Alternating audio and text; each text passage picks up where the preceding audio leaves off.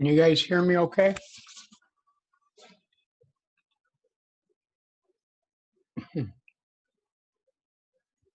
All right, that's good. All right, well, sounds good. Well, let me begin here, okay? We got last chapter. It is only 16 slides. It's fairly short, okay? So let me just jump right in there, and then it shouldn't take us too long to get through it. All right. So this chapter deals with concentrations or solutions, okay? Now, what do we define as a solution? A solution is simply a solute dissolved in a solvent.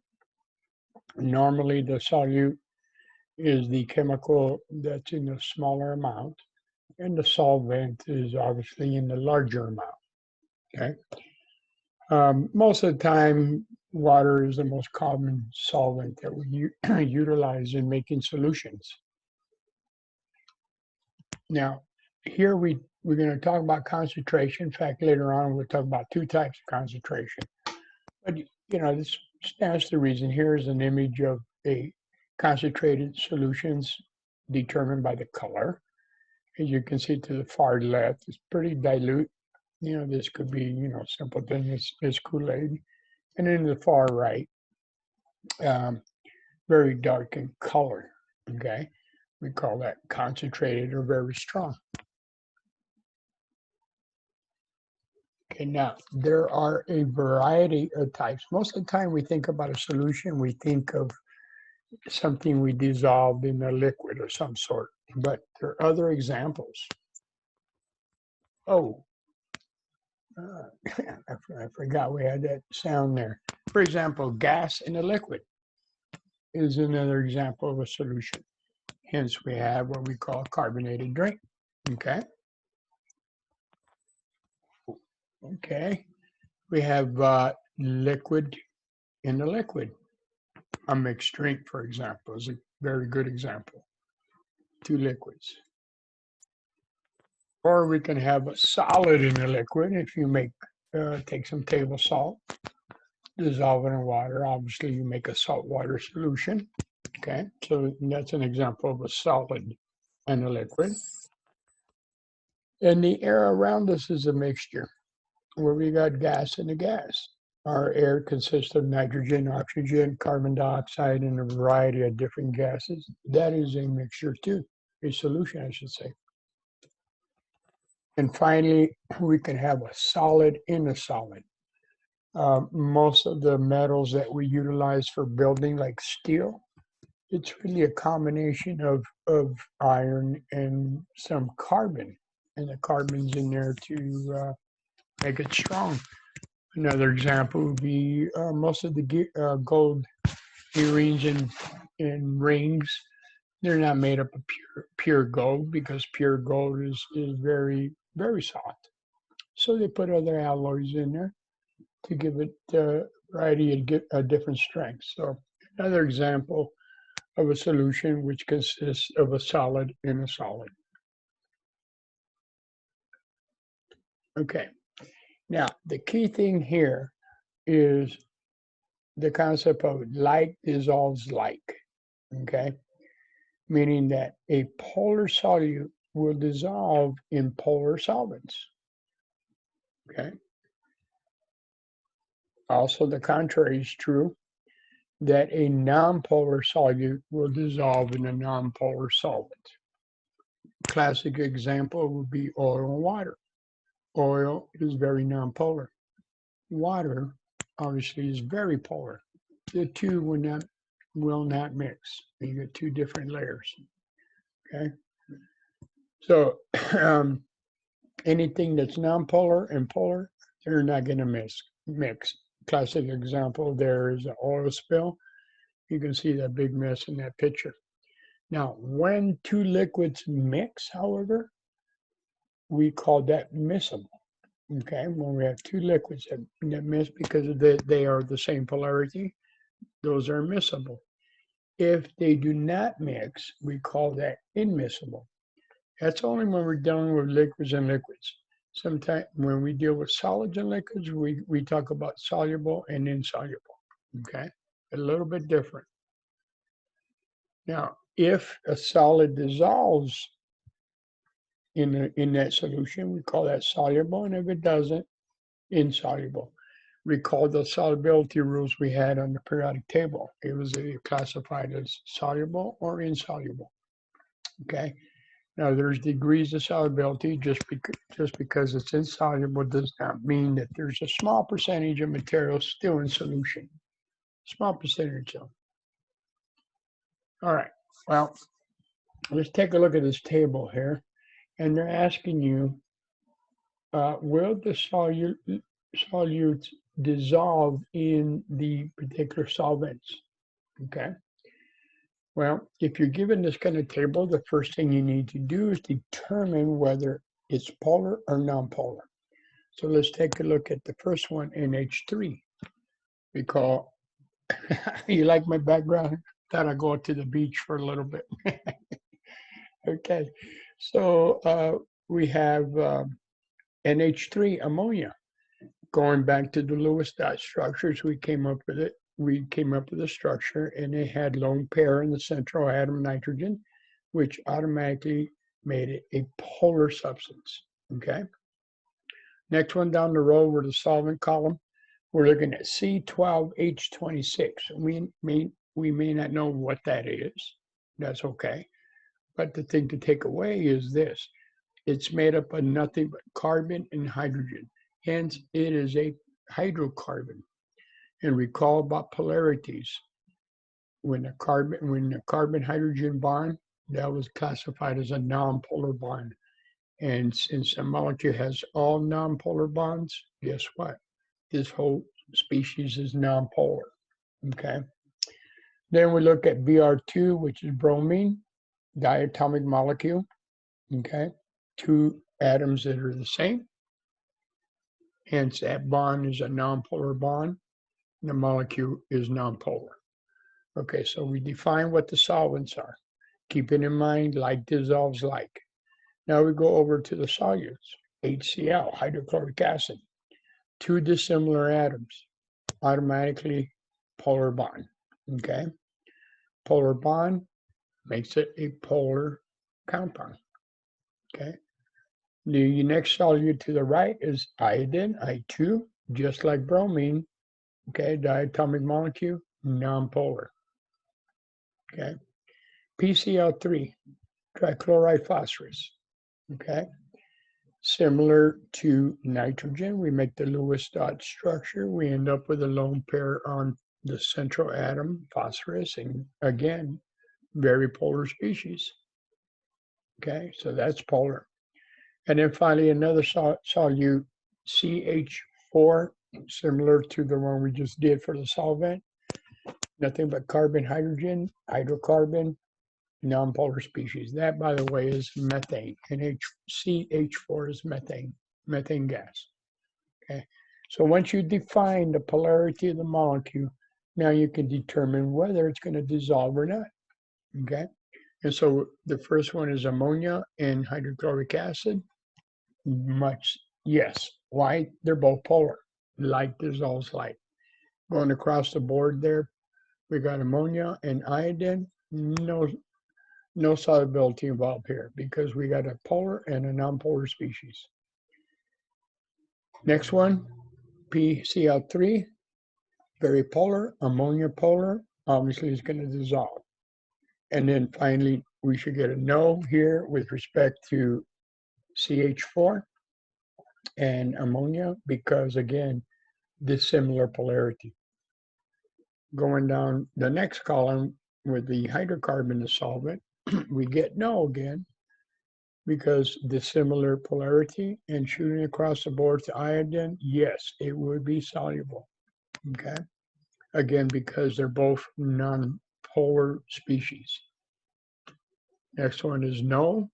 We got a polar and non-polar interaction there, not going to happen as far as solubility.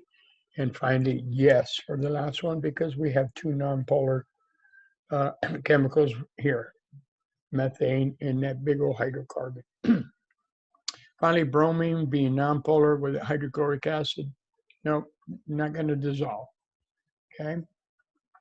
Bromine and iodine certainly will. Okay.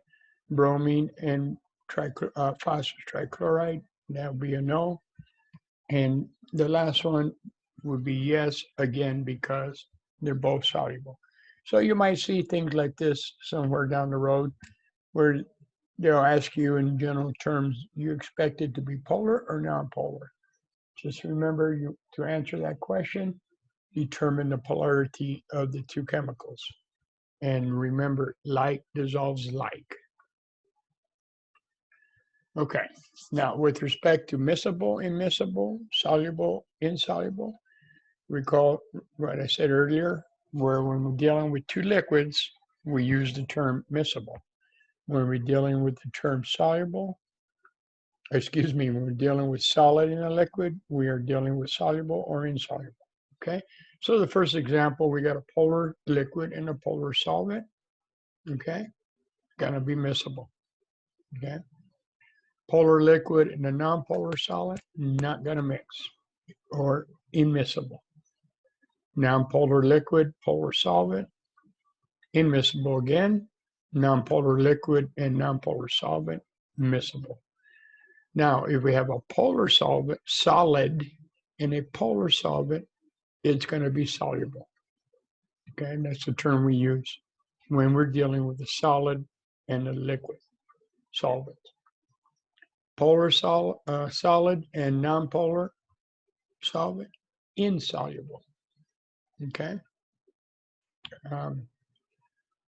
Non-polar solid, insoluble with a polar solvent, non-polar solid, soluble with a non-polar solvent. Now, ionic compound, okay, ionic solid, that is a compound that has a metal and a non-metal. It's ionic. So to determine whether it's going to be soluble in the polar solvent, we got to check the solubility rules, okay, on the periodic table to determine whether something is soluble or insoluble. And with respect to ionic compounds and a non-polar solvent, totally insoluble. Good example is table salt and oil. Try to mix that up. It won't happen. It won't mix, okay? All right. Now, the dissolving process, it's just basically just the solvent that is pulling the solute molecules from each other and breaking them up. Okay, so there's a big solvent solute attraction, which is greater than the solute attraction. In other words, greater than the attraction of the solid staying together. In this exact picture there, you can see where the water molecules have totally dissolved the sodium ion. And on the other side, you should have a picture. There should be a picture of the chloride. Let me see if I can do that here. We might have a picture of the chloride ion if this was a sodium chloride. Okay, with a negative charge on it. It would be all interacting here. Okay. To dissolve that whole material, whatever solid. One more. Okay. Now, okay. Now let's get to concentration. There's two types of concentration units, or units, or not units, but properties that we're going to talk about. One's called the mass percent, and the other one is called molarity. Both of these are concentration. The only difference is mass percent. It is the ratio of the solute divided by the ratio of the solute and the solvent. With respect to molarity, that is the ratio of moles per volume. Okay, so moles, you got to go back and remember and refresh your memory on how to calculate moles, because we're going to need moles here to determine the concentration or the molarity, which is denoted by the symbol capital M. Okay. Now, with respect to mass percent, we simply take the mass of the solute and divide it by the mass of the solution. Now, here's where things can go a mix here, okay? Because the mass of the solution incorporates the mass of the solvent and the mass of the solute. So, for example, if we calculate the mass percent for 15 grams of potassium nitrate dissolved in 135 grams of water, we go as follows. In the denominator, that is the mass of the water. 15 grams is the mass of potassium nitrate in the denominator. So all this combined is the mass of the solution. We take 15 grams divided by the mass of the solution times 100. And in this solution, it will consist of 10%. Okay, that is a 10% mass percent. All right.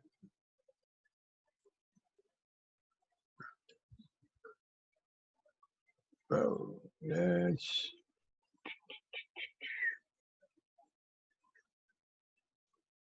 clear my down. Oh, something happened here. Got control change.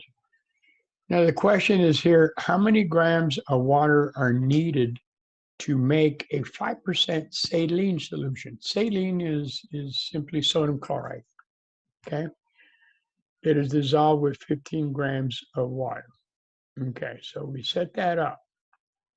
In this case, what we don't know is how much water we're going to make. And hence, we denote that by X.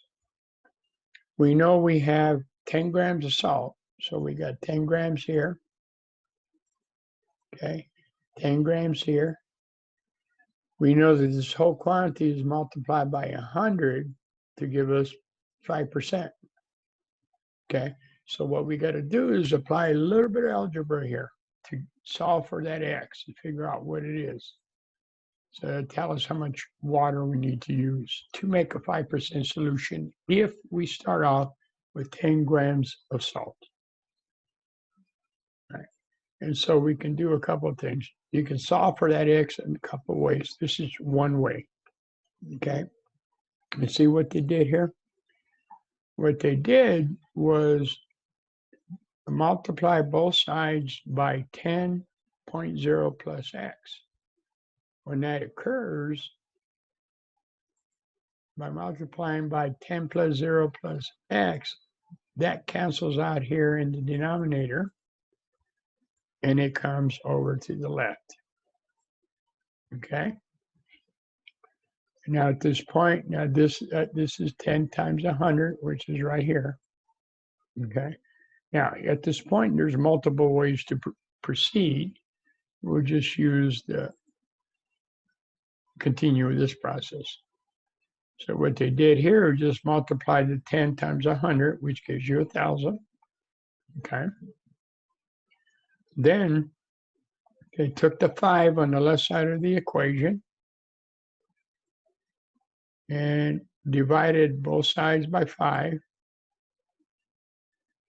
All right, to give you this right here. So dividing both sides by 5 cancels this 5, and now you have 10 plus X is equal to 1,000 divided by 5. Okay. Now at this point, now they take 1,000 divided by 5, you get 200, you have 10 plus X. Now you can move the 10 over to the right by subtracting 10 from both sides of the equation, and X becomes 190 grams. But due to sig figs, we need 2 sig figs. We put it in scientific notation at 1.3 sig figs, excuse me, becomes 1.90 times 10 to the negative 2. Okay, that is how much water we need. How much water we need, which is how many grams of water we need to make a 5% solution if we start off with 10 grams of salt. Okay. Now we can check that to make sure the number is correct by plugging it back in to the equation, the original equation. Let me see if I can erase some all of that. Okay. By plugging that X back into the original equation up here, and sure enough, the number is 5.00 equals 5.00, which is correct. Okay. All right. That's how we calculate. Either you're given the salt amount, you're given the water amount, calculate the percent, or you could be given the salt only, and you need to calculate how much water you need for whatever percentage you are given. Okay. Now, with respect to molarity, by definition, it is another ratio, by the way. You know, just like I've always talked about the ratios, how we can write them as either moles per liter in this case or liters per mole, depending on the problem. Okay. So basically, it's moles of solute divided by the liter of solution. Sometimes you're given the volume in milliliters, so you need to convert that to liters. Remember, there's 1,000 milliliters in 1 liter. Okay, so here we got this example. Calculate the molarity of 9.99, excuse me, grams of potassium bromide. Okay, potassium bromide. So we have to calculate to get the moles of potassium bromide. We need the formula. Okay, so potassium we know has a +1. We know bromide is a -1 in the ion form. Therefore, the formula is simply KBr. Okay, why do we need that? Because we need the molar mass.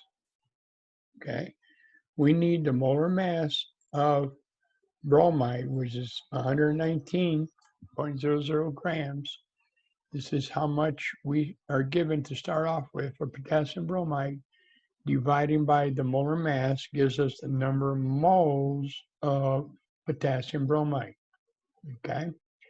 They tell us the volume in liters, so we don't have to do any conversion there. So we simply divide the moles by the volume we're given of 2.50 liters, and that solution has a molarity of 0.0336 moles per liter. Okay, so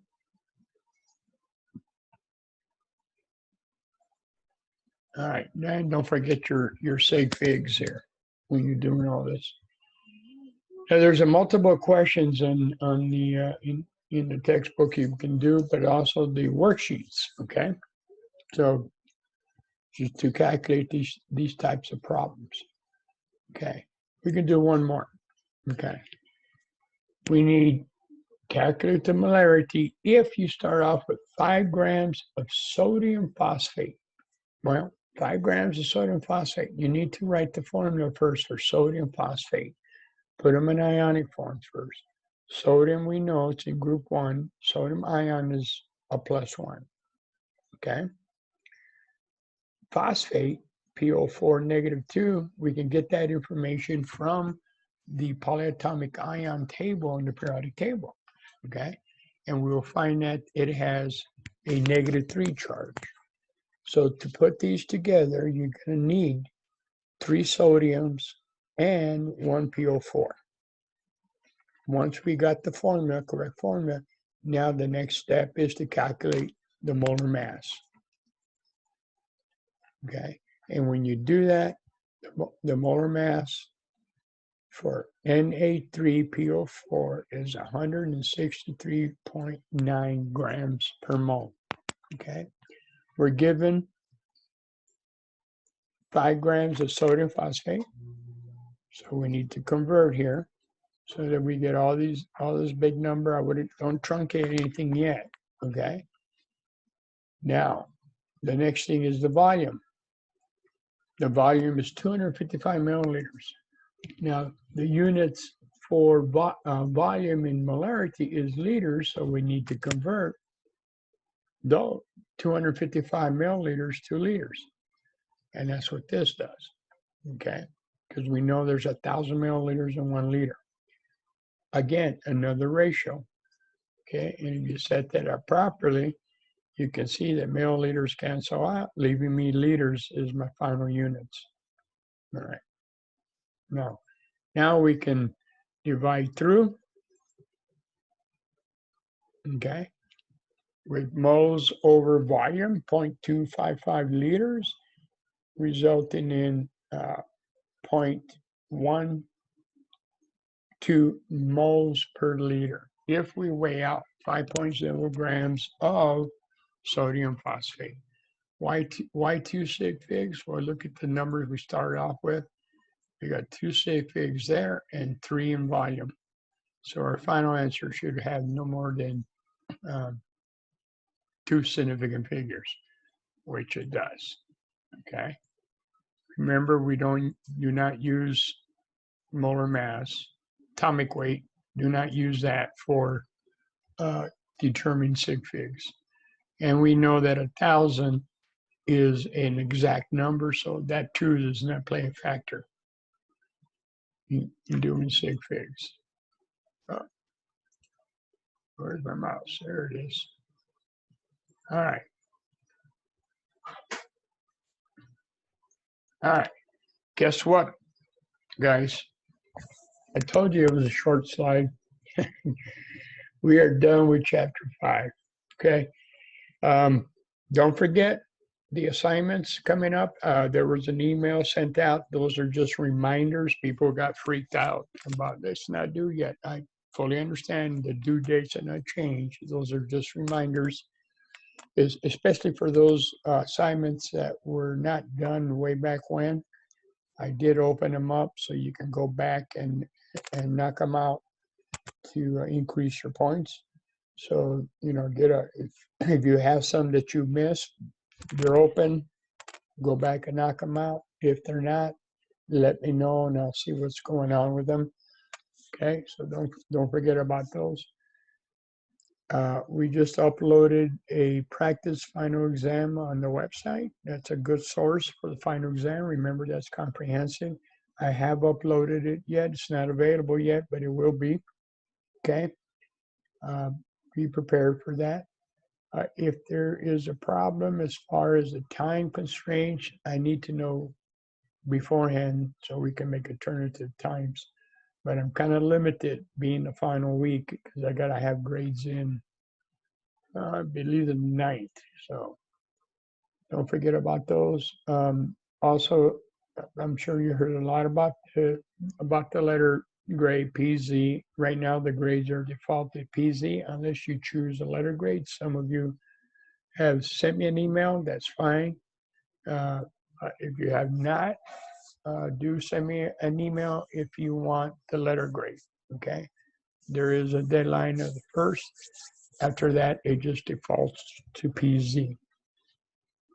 Okay.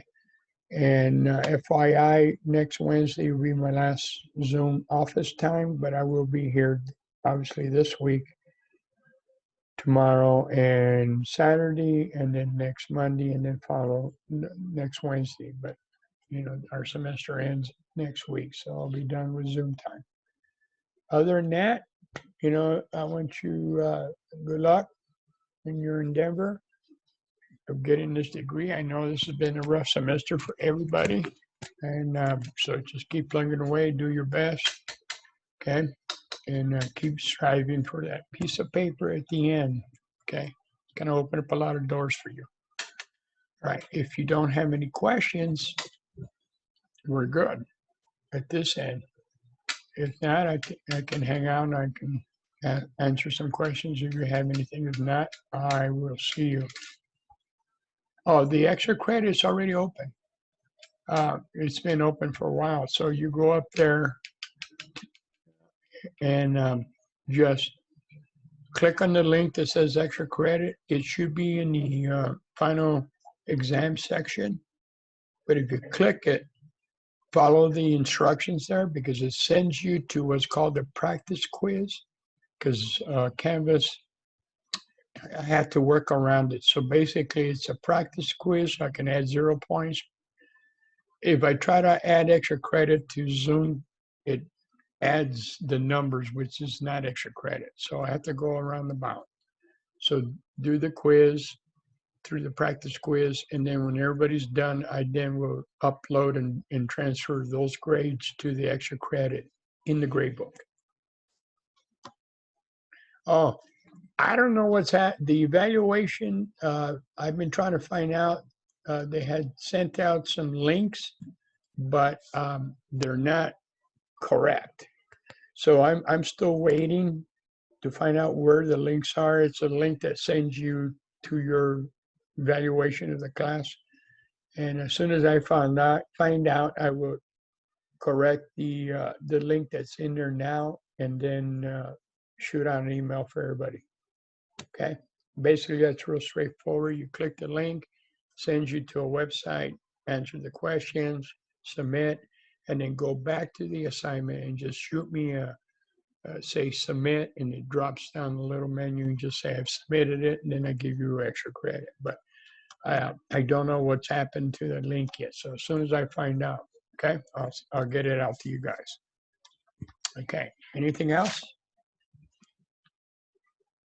Okay. All right. You guys have a great day. Stay safe out there.